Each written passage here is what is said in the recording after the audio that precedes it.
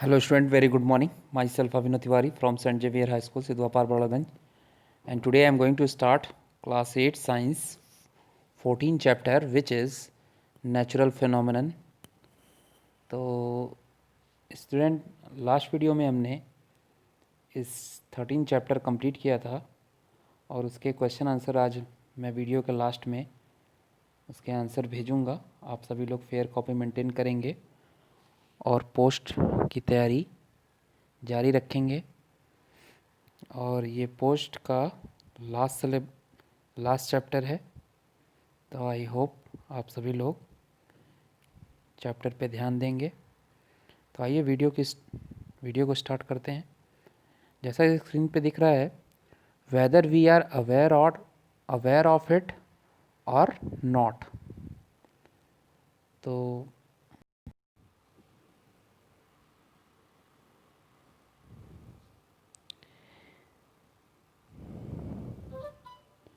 we live in close harmony with nature. We experience natural phenomenon all the time. चाहे हम लोग प्रकृति के से अवेयर हों या ना हों, लेकिन फिर भी हम लोग नेचर से क्या हों, बिल्कुल करीब रहते हैं। यहाँ पे हम लोग नेचुरल फिनोमेनन्स हमेशा जो होती हैं उससे परिचित होते हैं। एग्जाम्पल के लिए जैसे wind, breeze, rain, sunrise, sunset, waves, tides are all natural phenomena. These phenomena are relatively mild to us, although they are very crucial to our existence. We hardly notice them as we go about our daily course as they are common occurrence. There are some of other very striking and dramatic natural phenomena that do make us pause and notice them. Here are few pictures. Can you identify the phenomena depicted below? तो चाहे wind की बात हो, rain की बात हो, sunrise की बात हो, टाइड्स की बात हो, ये सभी क्या है, नेचुरल फिनोमेना है। और ये जो है कहीं ना कहीं हमारे आसपास ही पाई जाती हैं और नेचर में ये एग्जिस्ट करती हैं। इसके अलावा कुछ नीचे नेचुरल फिनोमेनन के डायग्राम ड्रॉ किए गए हैं। आप डायग्राम को ध्यान से देखेंगे तो in this chapter we will learn about two natural phenomena in a little bit of detail, lightning and earthquake. Both lightning and earthquake can cause tremendous damage of life and property, and so in this chapters we will also learn about what precaution we can take to try to protect ourselves from them. तो आइए बढ़ते हैं। सबसे पहला इस chapter में है lightning. Lightning क्या है भाई? Lightning is a caused by electric charge. Electric charge के द्वारा लाइटनिंग पैदा होती है। Therefore to learn about lightning we have to learn a few basic about electric charge and how they behave. तो आइए सबसे पहले हम इलेक्ट्रिक चार्ज पढ़ते हैं कि इलेक्ट्रिक चार्ज के कारण ही क्या होता है, लाइटनिंग क्रिएट होता है। तो all matter is made up of atom. Every atom is made up of positively charge particle, negative charged particle and neutral particles. The positive charged particle is an atom are called proton and negative charged particle are called electron. तो electric charge के बारे में हम बात करेंगे। सभी matter क्या होते हैं, एटम के बने होते हैं और हर एटम जो बना होता है उसमें पॉजिटिवली चार्ज्ड पार्टिकल होते हैं, निगेटिवली चार्ज पार्टिकल होते हैं और न्यूट्रल पार्टिकल भी शामिल होते हैं। पॉजिटिवली चार्ज पार्टिकल को एटम को प्रोटॉन कहते हैं और निगेटिवली चार्ज पार्टिकल एटम को इलेक्ट्रॉन कहते हैं। Usually atom a whole consist of an equal number of positive and negatively charged and the atom is electrically neutral. जब एटम में प्रोटॉन नंबर और इलेक्ट्रॉन नंबर सेम होते हैं तब उसे न्यूट्रल पार्टिकल कहते हैं, यानी वह एटम इलेक्ट्रिकली न्यूट्रल होता है। If however the charge are not balance The atom will have electric charge if proton are more in numbers than electron and negative charge if electron are more in number than proton. कभी भी atom के अंदर जो charge particle होते हैं उनके number same नहीं होते बल्कि डिफरेंट होते हैं. यदि दो object having the same type of charge means positive positive या negative negative are brought close together they repel each other. याद रखिएगा, जब दो सेम काइंड के चार्ज आपस में लाए जाते हैं तब वे दोनों चार्ज रिपेल करते हैं. जैसा कि आपको डायग्राम में दिख रहा है, positive positive repel each other, negative negative repel each other और positive negative attract each other. दूसरा कंडीशन ये है, जब पॉजिटिव नेगेटिव आपस में आता है या नेगेटिव पॉजिटिव आता है तो चार्ज आपस में क्या करते हैं, अट्रैक्ट करते हैं. Charging an object. ऑब्जेक्ट कोई भी चार्ज कैसे होता है. Mostly object around us and electrically neutral because they have equal number of positive and negative charge. Electrically neutral object can be charged given electric charge by using of the following method. ज़्यादातर object जो होते हैं चारों तरफ electrically neutral होता है क्योंकि positive और नेगेटिव चार्ज दोनों बराबर होते हैं. इलेक्ट्रिकली न्यूट्रल ऑब्जेक्ट जो होता है वो चार्ज्ड होता है. कैसे हम उसे चार्ज किए करते हैं, तो चार्जिंग बाय फ्रिक्शन. पहला हम फ्रिक्शन के द्वारा चार्ज करेंगे. This kind of charging is done by rubbing one material with another. The most common example are rubbing glass with silk and ebonite rod, a hard rubber with wool. When glass rod is rubbed with a piece of silk, negative charge are transferred from glass to silk. The glass rod is therefore left with a positive charge and piece of silk acquire a negative charge. इस प्रकार से हम object को charge करते हैं. तो ध्यान से एक बार फिर से सुनिएगा. जब एक मटेरियल को दूसरे मटेरियल पर रगड़ते हैं तो एग्ज़ाम्पल लेते हैं, जैसे रबिंग ग्लास को हम सिल्क के साथ या इबोनाइट रॉड के साथ रगड़ेंगे. तो जब ग्लास रॉड को हम सिल्क के पीस से रगड़ते हैं तो निगेटिवली चार्ज जो होता है वो ग्लास से निकलकर सिल्क में चला जाता है.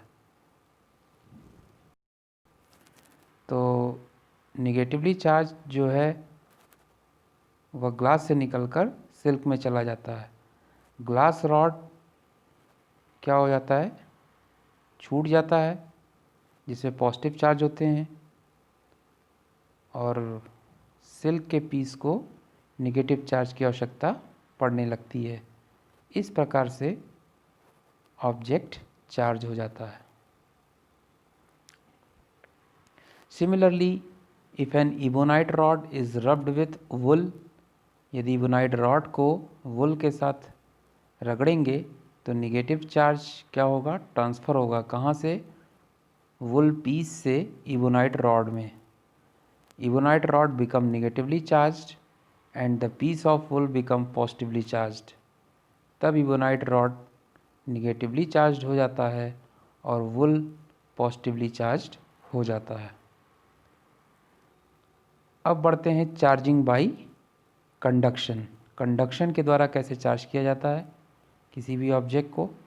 तो object can also be charge by making it to the contact to the body.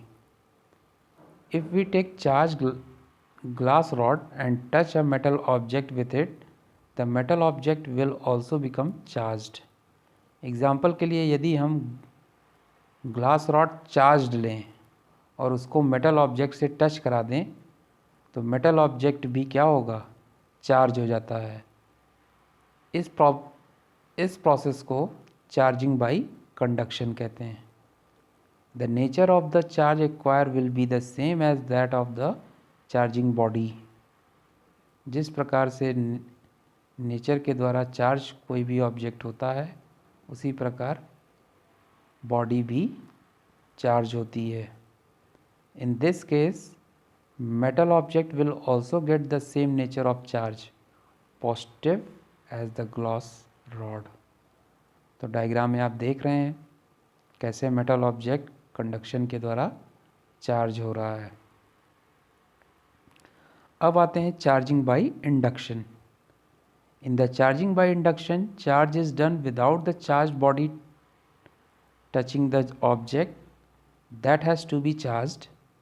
For example, charged glass rod is brought close to a metal object but does not touch it. यदि अगर हम induction के द्वारा किसी body को charge कर रहे हैं तो यहाँ पे चार्ज बॉडी को बिना टच किए भी उसे चार्ज किया जा सकता है। जैसे आप मेटल ऑब्जेक्ट के पास चार्ज्ड ग्लास रॉड लाते हैं लेकिन उसे टच नहीं कर रहे हैं, आप डायग्राम में स्वयं देख रहे हैं।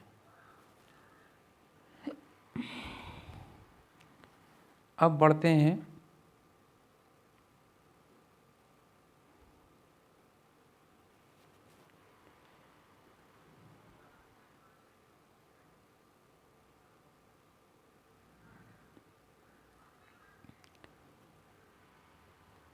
ट्रांसफ़र ऑफ चार्ज की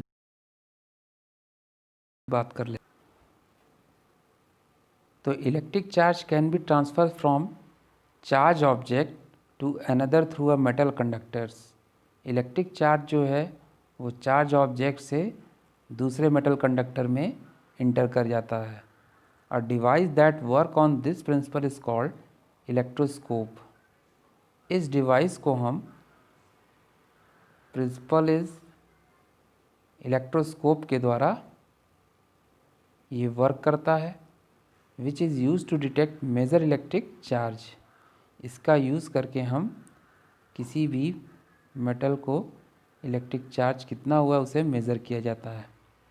it consist of two very thin metal strip called leaves because they are very thin connected to metal knob by metal rod. आप यहाँ इलेक्ट्रोस्कोप का डायग्राम देख रहे हैं।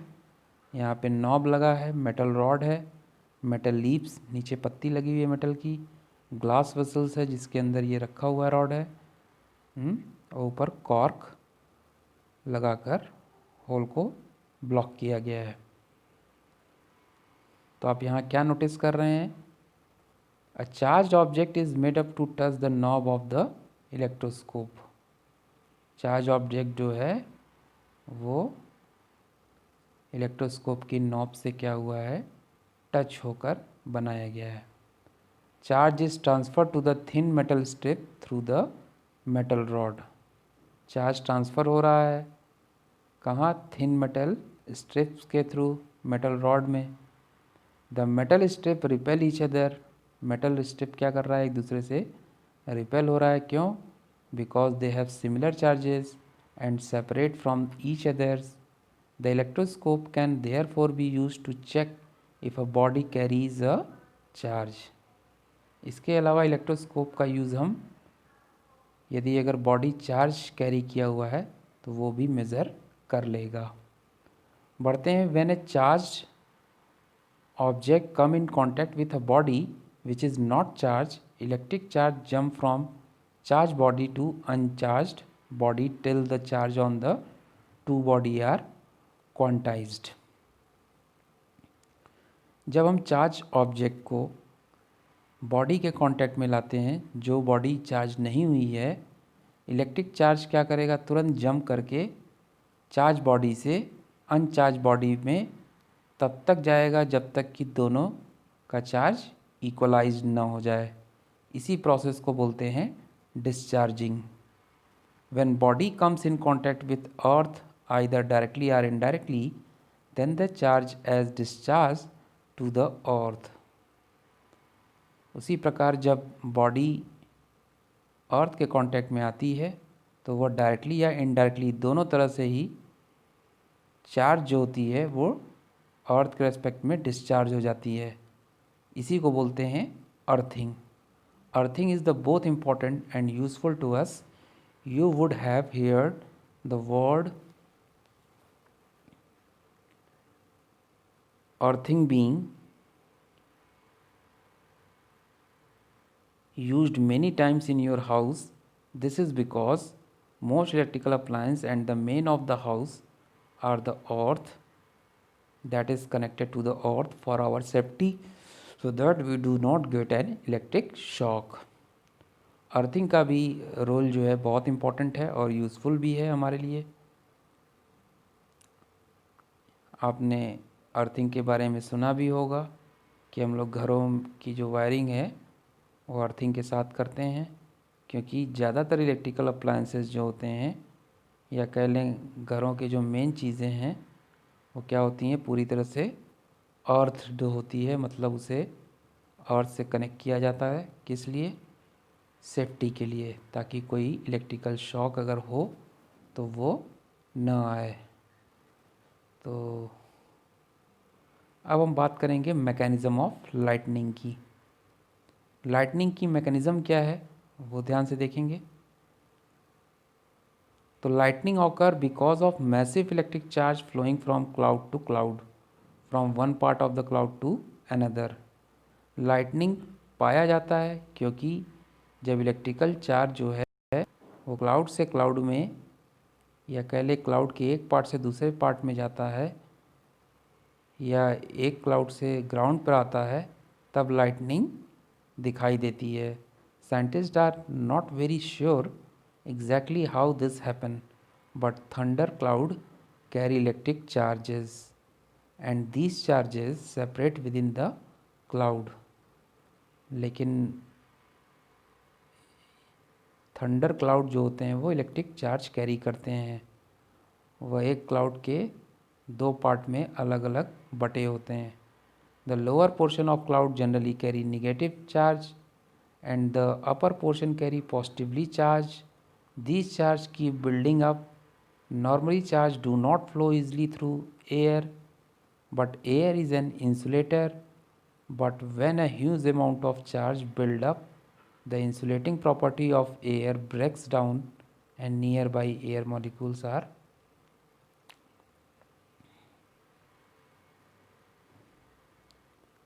तो स्टूडेंट आज के लिए बस इतना ही। नेक्स्ट वीडियो में हम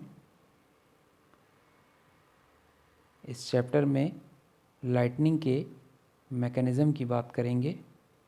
सो we will meet in next video. Till then bye bye.